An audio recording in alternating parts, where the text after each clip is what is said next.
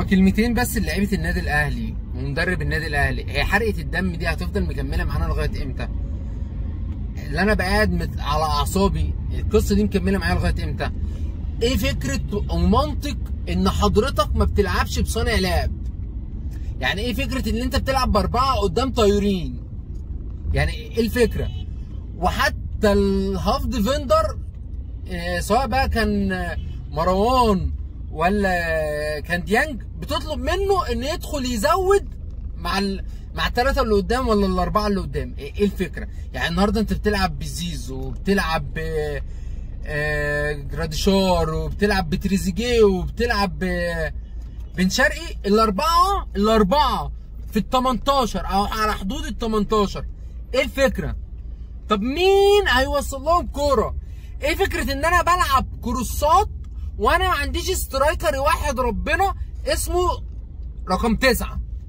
يعني ايه الفكره والمنطق؟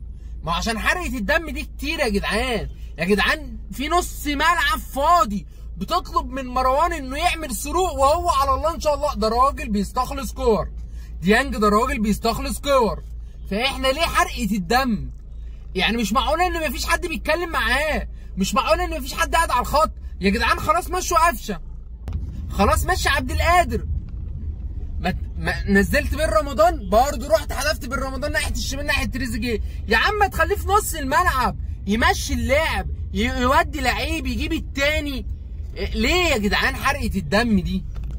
كلمتين بس اهو بنقولهم من دلوقتي. احنا بنقولهم واحنا كسبانين، بنقول لهم واحنا الاداء مش عاجبنا واحنا كسبانين، مش طالعين نهلل ونفرح. يا جماعه الاداء فيه مشكله، يا جماعه ما ينفعش يبقى فيش لعيب بيربط ما بين الخطوط. لو فضل امام عاشور مصاب ماذا بعد؟ يعني مش هنلعب خلاص بلعيب نص ملعب او صانع العاب؟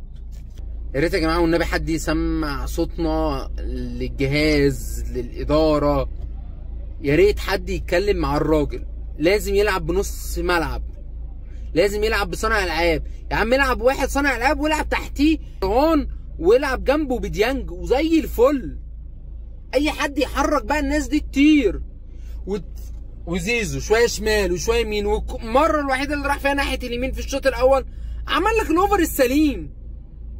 وبن شرقي معدلته شمال، ما خلاص خليه شمال.